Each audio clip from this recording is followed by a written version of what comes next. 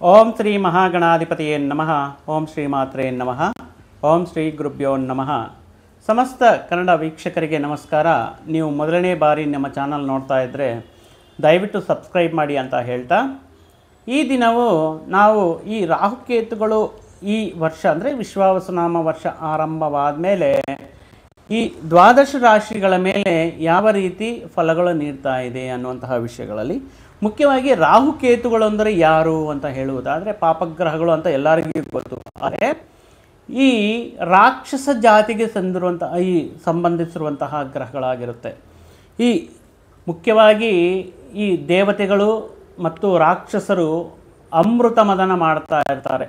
ಈ ಕ್ಷೀರ ಸಮುದ್ರವನ್ನು ಅಮೃತವನ್ನು ತೆಗೆಯೋದಕ್ಕೆ ಈ ಅಮೃತ ಮದನ ಮಾಡ್ತಾ ಇರ್ತಾರಂತೆ.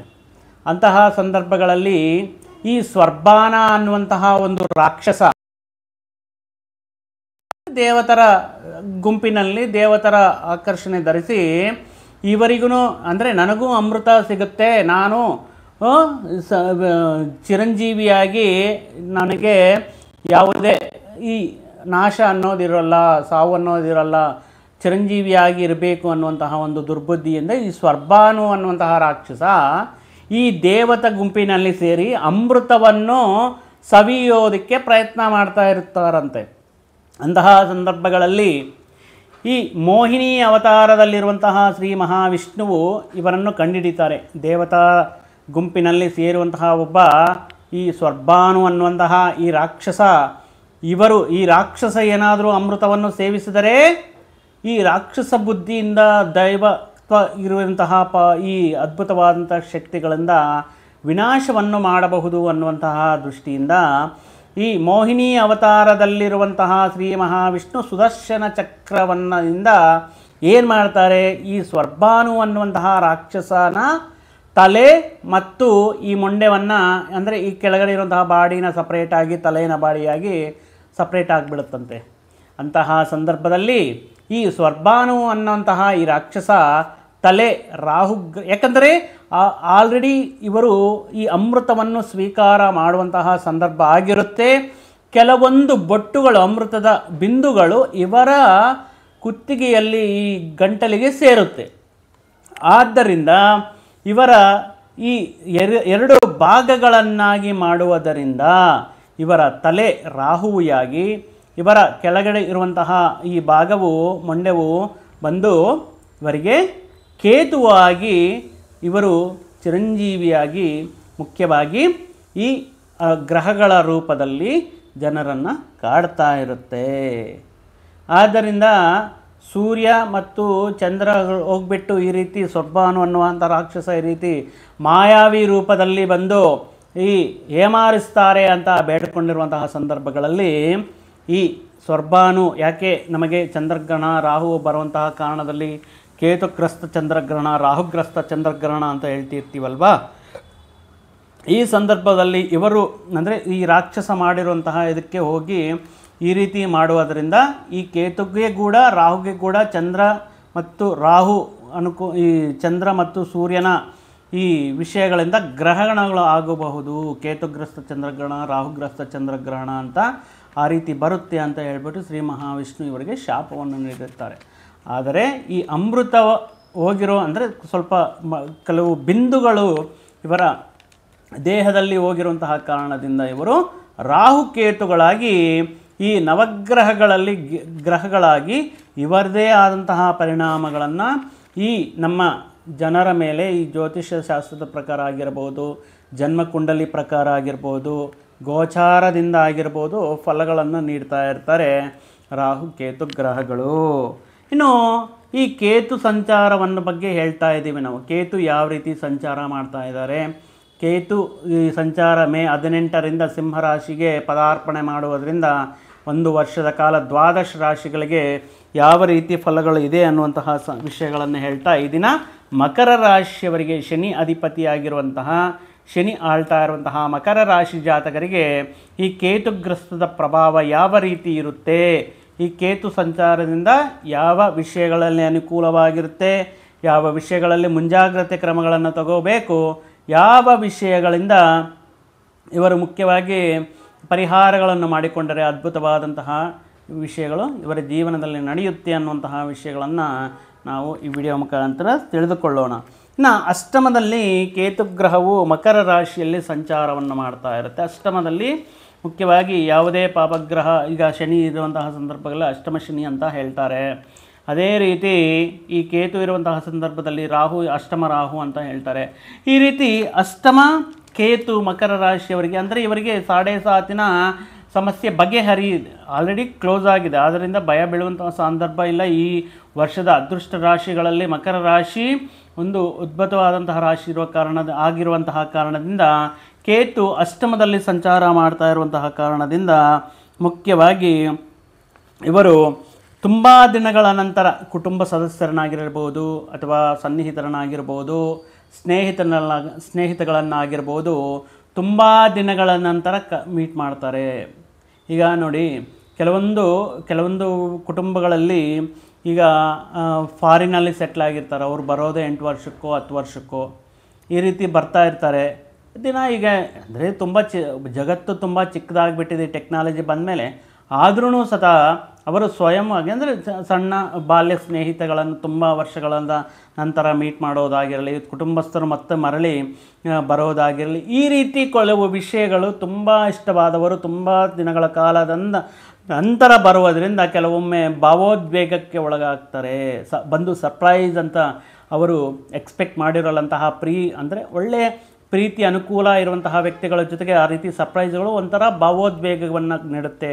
ಅಂತಹ ಭಾವೋದ್ವೇಗ ಪೂರಿತವಾದಂತಹ ಸಂದರ್ಭಗಳನ್ನು ಈ ಅಷ್ಟಮದಲ್ಲಿರುವಂತಹ ಕೇತು ಇರುವಂತಹ ಸಂದರ್ಭಗಳಲ್ಲಿ ಇವರು ಅಂತಹ ವಿಷಯಗಳು ನಡೆಯಬಹುದು. ಅಂದರೆ ತುಂಬ ದಿನಗಳ ನಂತರ ಬರೋದು, ಇವ್ರನ್ನ ಮಾತಾಡಿಸೋದು, ಕೆಲವೊಂದು ಕಾಲ ಇವರ ಜೊತೆ ಇರೋದು, ಮತ್ತು ಹಳೆಯ ಜ್ಞಾಪಕಗಳನ್ನೆಲ್ಲ ಮತ್ತೆ ರಿಮೈಂಡ್ ಮಾಡ್ಕೊಳ್ಳೋದು, ಈ ರೀತಿ ಇರುತ್ತೆ. ಅದರ ಜೊತೆಗೆ ಈ ಸಮಯದಲ್ಲಿ ಆಕಸ್ಮಿಕವಾಗಿ ಧನಲಾಭ ಅನ್ನೋದು ಉಂಟಾಗ್ತಾ ಇರುತ್ತೆ. ಇವರು ಮಾಡ್ಕೊಂಡಿರುವ ಹೂಡಿಕೆಗಳಿಂದಾಗಿರ್ಬೋದು, ಪಾಲಿಸಿಗಳಿಂದಾಗಿರ್ಬೋದು, ಅಥವಾ ಮಾಡ್ಕೊಂಡಿರುವಂಥ ಕೆಲವೊಂದು ಆಸ್ತಿ ವಿಷಯಗಳಿಂದ ಆಗಿರ್ಬೋದು, ಕೆಲವೊಂದು ಯಾವುದೋ ಒಂದು ವಿಷಯಗಳಿಂದ ಇವರಿಗೆ ಅದ್ಭುತವಾದಂತಹ ಒಂದು ಏನಾಗ್ತಾ ಇರುತ್ತೆ, ಆಕಸ್ಮಿಕ ಧನಲಾಭ, ಈ ಪಾಲಿಸೀಸ್ ಮೆಚ್ಯೂರ್ಡ್ ಆಗಿರ್ಬೋದು, ಅಥವಾ ಆಕಸ್ಮಿಕವಾಗಿ ಪಿತ್ರಾರ್ಜಿತ ವಾರಸತ್ವ ವಿಷಯಗಳಲ್ಲಿ ಇವರಿಗೆ ಆಕಸ್ಮಿಕವಾಗಿ ಧನಲಾಭ ಉಂಟಾಗುವುದು, ಈ ರೀತಿ ವಿಷಯಗಳು ನಡೆಯುತ್ತೆ. ಆದರೆ ಈ ಸಂದರ್ಭದಲ್ಲಿ ಸ್ವಲ್ಪ ಆರೋಗ್ಯದ ಬಗ್ಗೆ ಗಮನದಲ್ಲಿಟ್ಕೋಬೇಕಾಗಿರುತ್ತೆ. ಆರೋಗ್ಯಕ್ಕೆ ಸಂಬಂಧಪಟ್ಟಿರುವಂತಹ ಕೆಲವೊಂದು ಅಂದರೆ ಅನಾರೋಗ್ಯ ಸೂಚನೆಗಳು ಆಗಾಗ ಕಾಣಿಸ್ಕೊಳ್ತಾ ಇರುತ್ತೆ. ಆರೋಗ್ಯದಲ್ಲಿ ಅಥವಾ ಆಹಾರದ ವಿಷಯದಲ್ಲಿ, ನೀರಿನ ವಿಷಯದಲ್ಲಿ ಡಿಹೈಡ್ರೇಟ್ ಆಗದಂಗೆ ಪೌಷ್ಟಿಕ ಆಹಾರವನ್ನು ಸೇವಿಸುತ್ತಾ ದೈಹಿಕ ವ್ಯಾಯಾಮವನ್ನು ಮಾಡುತ್ತಾ ನೀವು ಆರೋಗ್ಯವನ್ನು ಕಾಪಾಡ್ಕೋಬಹುದು. ಇನ್ನು ಕೇತು ಸಂಚಾರ ಮಾಡ್ತಾ ಇರುವಂತಹ ಕಾರಣದಿಂದ ಕೆಲವೊಂದು ಪಿತೃ ಸಂಬಂಧಿತ ಸಮಸ್ಯೆಗಳು, ಅಂದರೆ ಈ ತಾಯಿ ತಂದೆಯ ಆರೋಗ್ಯದಲ್ಲಿ ಗಮನದಲ್ಲಿಟ್ಕೋಬೇಕಾಗಿರುತ್ತೆ. ಅವರದ ಆರೋಗ್ಯದಲ್ಲಿ ದೀರ್ಘಕಾಲದಿಂದ ಏನಾದರೂ ಸಮಸ್ಯೆಗಳಿದ್ದರೆ ಅದಕ್ಕೋಸ್ಕರ ಸ್ವಲ್ಪ ವೈದ್ಯಕ್ಕೋಸ್ಕರ ಹಣ ಖರ್ಚು ಮಾಡುವಂತಹ ಸಾಧ್ಯತೆ ಇರುತ್ತೆ. ಈ ರೀತಿ ಮತ್ತು ಅವರಿಂದ ಏನಾದರೂ ಮನೆಯಲ್ಲಿ ಸಣ್ಣ ಪುಟ್ಟ ಮಾತು, ಅಂದರೆ ಎಲ್ಲ ಮನೆಯಲ್ಲಿ ವಯಸ್ಸಾದ ಮೇಲೆ ಏನಾಗುತ್ತೆ, ಅವರು ಕೂಡ ಚಿಕ್ಕ ಮಕ್ಕಳ ಥರ ಆಡ್ತಾರೆ ಅಂತ ಹೇಳ್ತಾರೆ. ಕೆಲವೊಂದು ಹಠ, ಕೆಲವೊಂದು ವಿಷಯಗಳಲ್ಲಿ ಅವರ ಮೊಂಡುತನ, ಈ ರೀತಿ ಕೆಲವೊಮ್ಮೆ ಮಕರ ರಾಶಿಯವರಿಗೆ ಏನಕ್ಕೆ ಈ ರೀತಿ ಆಡ್ತಾ ಇದ್ದಾರೆ ಅನ್ನೋದು ಕೆಲವೊಂದು ನಡ್ಕೊಂಡು ಹೋಗ್ತಾ ಇರುತ್ತೆ. ಬಟ್ ಅವರನ್ನು ಅರ್ಥ ಮಾಡಿಕೊಂಡು ನೀವು ಅವರಿಗೆ ಆರೈಕೆ ಮಾಡೋದು ಉತ್ತಮವಾಗಿರುತ್ತೆ. ಮುಖ್ಯವಾಗಿ ಕೆಲವೊಂದು ವಿಷಯಗಳನ್ನು ಗುಪ್ತವಾಗಿ, ರಹಸ್ಯವಾಗಿ ಇಟ್ಟಿರ್ತೀರ.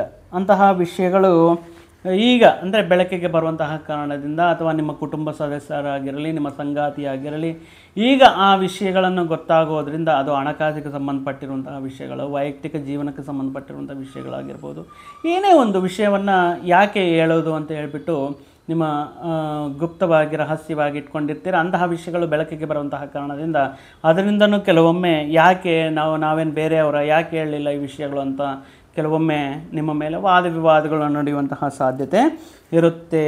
ಮತ್ತು ಇನ್ನು ಮಕರ ರಾಶಿಯವರಿಗೆ ಈ ಸಂದರ್ಭದಲ್ಲಿ ಕೇತುಗ್ರಹ ಸಂಚಾರ ಮಾಡ್ತಾ ಇರುವಂಥ ಸಂದರ್ಭದಲ್ಲಿ ಕೆಲವೊಂದು ವಿಷಯಗಳ ಮೇಲೆ ಆಸಕ್ತಿ ಇರುತ್ತೆ. ಜ್ಯೋತಿಷ್ಯದ ಬಗ್ಗೆ ಆಗಿರಲಿ, ಅಥವಾ ಈ ವಾಸ್ತು ಮತ್ತು ಮಂತ್ರತಂತ್ರ, ಈ ರೀತಿ ವಿಷಯಗಳನ್ನು ತಿಳ್ಕೋಬೇಕು. ಈ ರೀತಿ ಯಾವ ರೀತಿ ನಡೀತಾ ಇದೆ ಗ್ರಹ ಸಂಚಾರ, ಒಂದು ಸರಿ ಜ್ಯೋತಿಷ್ಯವನ್ನು ಅನಲೈಸ್ ಮಾಡಿಸ್ಬೇಕು. ಈ ರೀತಿ ಕುಲಂಕುಷವಾಗಿ ತಿಳ್ಕೋಬೇಕು ಅನ್ನುವಂತಹ ಒಂದು ಆಲೋಚನೆಗಳಾಗಿರಲಿ, ಈ ರೀತಿ ವಿಷಯಗಳಲ್ಲಾಗಿರಲಿ, ನಿಮ್ಮ ಜೀವನದಲ್ಲಿ ನಡೀತಾ ಇರುವಂತಹ ವಿಷಯಗಳಲ್ಲಾಗಿರಲಿ, ಇವರನ್ನು ಕಾಂಟ್ಯಾಕ್ಟ್ ಮಾಡಿ, ಜ್ಯೋತಿಷ್ಯ ಪಂಡಿತರನ್ನು ಕಾಂಟ್ಯಾಕ್ಟ್ ಮಾಡಿ ಅವರ ಭವಿಷ್ಯ ಅಂತರ್ದಶೆ ಯಾವ ರೀತಿ ಇದೆ ಅನ್ನುವಂತಹ ತಿಳ್ಕೊಳ್ಳುವಂತಹ ಆಸಕ್ತಿಯು ಈ ಸಂದರ್ಭದಲ್ಲಿ ಕೇತು ಅನುಕೂಲ ಮಾಡ್ತಾರೆ. ಮುಖ್ಯವಾಗಿ ಫಿಸಿಕಲ್ ಆರೋಗ್ಯದ ವಿಷಯದಲ್ಲಾಗಿರ್ಬೋದು, ಈ ಭೌತಿಕ ವಿಷಯದಲ್ಲಾಗಿರ್ಬೋದು, ಮುಖ್ಯವಾಗಿ ಈ ಸಂದರ್ಭದಲ್ಲಿ ಸ್ವಲ್ಪ ಫಿಸಿಕಲ್ ಅಪಿಯರೆನ್ಸ್ ಚೆನ್ನಾಗಿ ಕಾಣಿಸ್ಬೇಕು ಅನ್ನುವಂತಹ ಹೇರ್ ಸ್ಟೈಲ್ ಚೇಂಜ್ ಮಾಡೋದಾಗಿರಲಿ, ಪಾರ್ಲರ್ಗೆ ಹೋಗಿ ಬರಬೇಕಾಗಿರಲಿ, ಅಥವಾ ಈ ಸೌಂದರ್ಯವನ್ನು ಜಾಸ್ತಿ ಮಾಡ್ಕೊಳ್ಳೋದಕ್ಕೆ ಸಾಧನೆಗಳನ್ನು ಖರೀದಿ ಮಾಡೋದು, ಇಂಥದಕ್ಕಿಂತ ಆರೋಗ್ಯದ ಬಗ್ಗೆ ಗಮನ ಕೊಡೋದು. ಅಂತ ಇದರ ಮೇಲೆ ಆರೋಗ್ಯ ಇಂಪಾರ್ಟೆನ್ಸ್ ಕೊಡೋದು ಅಂದರೆ ಓಕೆ, ನಮ್ಮ ಸೌಂದರ್ಯ ನಮ್ಮಲ್ಲಿ ತುಂಬ ಆತ್ಮವಿಶ್ವಾಸವನ್ನು ತಂದುಕೊಡುತ್ತೆ. ಬಟ್ ಅದಕ್ಕಿಂತ ಸ್ವಲ್ಪ ಆರೋಗ್ಯದಲ್ಲಿ, ಅದರ ಜೊತೆಗೆ ಆರೋಗ್ಯದಲ್ಲಿ ಸ್ವಲ್ಪ ಹೆಚ್ಚು ಇಂಪಾರ್ಟೆನ್ಸ್ ಕೊಡಬೇಕಾಗಿರುವಂತಹ ಸಂದರ್ಭ ಇರುತ್ತೆ. ನಾವು ಆರೋಗ್ಯ ಆಹಾರದ ಬಗ್ಗೆ ಅಂದರೆ ಮುಖ್ಯವಾಗಿ ಹೊರಗಡೆ ಸಿಗುವಂತಹ ಫ್ರೈಡ್ ಫುಡ್ ಆಗಿರ್ಬೋದು, ಜಂಕ್ ಫುಡ್ ಆಗಿರ್ಬೋದು, ಈ ರೀತಿ ಬೇಕ್ ಮಾಡಿರುವಂತಹ ಯಾವುದೇ ಒಂದು ಆಯಿಲಿ ಫುಡ್ ಆಗಿರ್ಬೋದು, ಮಸಾಲಯುತ ಆಹಾರ ಪದಾರ್ಥಗಳು ದೂರ ಇರೋದು ಉತ್ತಮ. ಮುಖ್ಯವಾಗಿ ಮೇಯ್ನಾಗಿ ನೀವು ಮನೆಯಲ್ಲೇ ಮಾಡಿರುವಂತಹ ಆಹಾರ ಪದಾರ್ಥಗಳನ್ನು ಸೇವನೆ ಮಾಡೋದು ಉತ್ತಮ. ಇನ್ನು ಇದೇ ಕೇತು ನಡೀತಾ ಇರುವಂತಹ ಸಂದರ್ಭಗಳಲ್ಲಿ ಕುಟುಂಬ ಕಾರ್ಯಕ್ರಮಗಳಲ್ಲಿ, ಕುಟುಂಬದಲ್ಲಿ ಏನಾದರೂ ಒಂದು ಸಮಾವೇಶ, ಸಮಾರಂಭ, ಒಂದು ಫಂಕ್ಷನ್, ಒಂದು ಶುಭ ಕಾರ್ಯ ನಡೆಯೋದು, ಈ ರೀತಿ ವಿಷಯಗಳಲ್ಲಿ ಪಾಲ್ಗೊಳ್ಳುವಿಕೆ ನಿಮಗೆ ಆನಂದ ಮತ್ತು ಬಂಧುಗಳ ಆಗಮನದಿಂದ, ಆತಿಥ್ಯದಿಂದ ಸಾಕಷ್ಟು ಉಲ್ಲಾಸ ಬರುತ್ತೆ. ಮುಖ್ಯವಾಗಿ ಹೆಣ್ಣು ಮಕ್ಕಳಿಗೆ, ಈ ಸ್ತ್ರೀಯರಿಗೆ ಅತ್ತೆ ಮಾವರಿಗೆ ಸೇವೆ ಮಾಡುವಂತಹ ಮತ್ತು ಅವರಿಗೆ ಆರೈಕೆ ಮಾಡುವಂತಹ ಅವಕಾಶಗಳು, ಆ ರೀತಿ ಪರಿಸ್ಥಿತಿಗಳು ಈ ಕೇತುಗ್ರಹ ಸಂಚಾರದಲ್ಲಿ ಮಕರ ರಾಶಿಯವರಿಗೆ ಆಗ್ತಾ ಇದೆ. ಒಟ್ಟಾಗಿ ನೋಡಿದರೆ ಮಕರ ರಾಶಿಯವರಿಗೆ ಅದ್ಭುತವಾಗಿ ಕೇತು ಅನುಕೂಲವಾಗಿದ್ದಾರೆ. ಆದ್ದರಿಂದ ಆತಂಕ ಬೀಳುವಂತಹ ಅವಶ್ಯಕತೆ ಇಲ್ಲ. ಆದರೆ ಆರೋಗ್ಯದ ವಿಷಯದ ಬಗ್ಗೆ ಸ್ವಲ್ಪ ಗಮನ ಕೊಟ್ಟು ಈ ಗರಿಕೆಯನ್ನು ಶ್ರೀ ಮಹಾಗಣಪತಿಗೆ ಬುಧವಾರದಂದು ಅಥವಾ ಪ್ರತಿ ತಿಂಗಳಲ್ಲಿ ಬರುವಂತಹ ಸಂಕಷ್ಟಹರ ಚತುರ್ಥಿಯಂದು ನೀವು ಗಣಪತಿಗೆ ಆರಾಧನೆ ಅರ್ಚನೆ ಮಾಡಿಸೋದ್ರಿಂದ ಮತ್ತಷ್ಟು ಶುಭ ಫಲಗಳನ್ನು ಪಡೆಯಬಹುದು ಅಂತ ಹೇಳ್ತಾ, ಮತ್ತೊಂದು ವಿಡಿಯೋ ಜೊತೆಗೆ ಮತ್ತೊಂದು ಆಸಕ್ತಿಕರ ವಿಷಯದ ಜೊತೆಗೆ ನಿಮ್ಮ ಮುಂದೆ ಬರ್ತೀನಿ. ಅಲ್ಲಿವರೆಗೂ ಸರ್ವೇ ಜನ ಸುಖಿನೋ ಭವಂತು, ಸಮಸ್ತ ಸನ್ಮಂಗಳಾನಿ ಭವಂತು. ಜೈ ಶ್ರೀರಾಮ್.